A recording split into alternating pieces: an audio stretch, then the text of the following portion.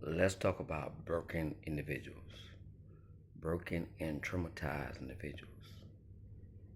Now, it's a given that when you start to age as a man or woman, that you start to encounter people that have been through some trauma.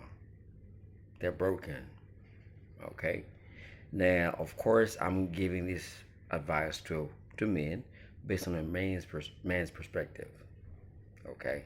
So, what it is that I've discovered in my own circle, I'll be 42 this year, in my own circle, and the people that I teach and coach and I help out, that um, a lot of men, when they realize that they were not enough for some women, they were not getting the results they wanted, they retreated. They retreated to themselves and they went about just doing things and just going about life. Now, that retreat preserved them to be still human.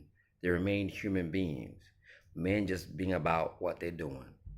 Now, on the other opposite sex element spectrum, I find that women have had access and playtime way more. You know, when a child has been outside playing for too long and they're dirty, they're filthy, because it's easy for women to access intimacy or sex, or call it what you want.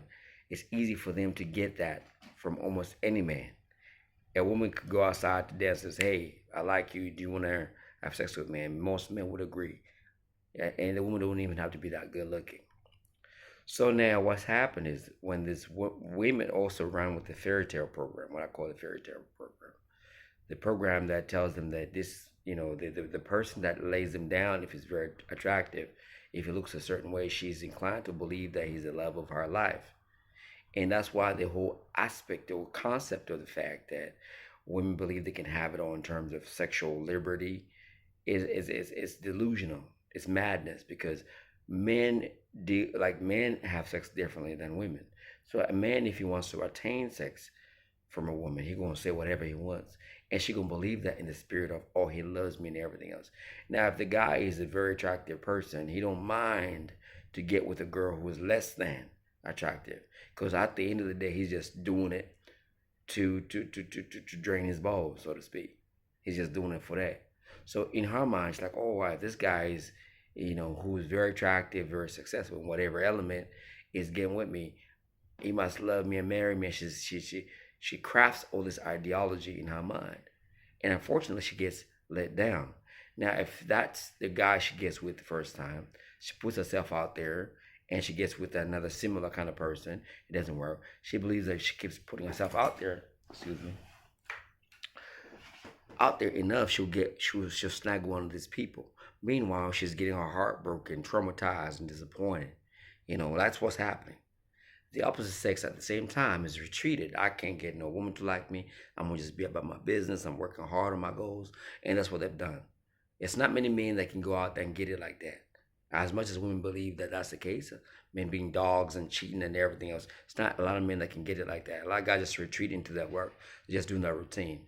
So now, when a man has some substance in his latter years, especially let's say 40, okay, 40. Not everybody peaks at 35. Let's say 40, and now he's trying to date. The amount of traumatized and broken individuals is just enormous, and they'll latch onto any man. And a lot of guys, because they don't have the street knowledge and so forth, they get found, like, they get caught up in bad, terrible relationships.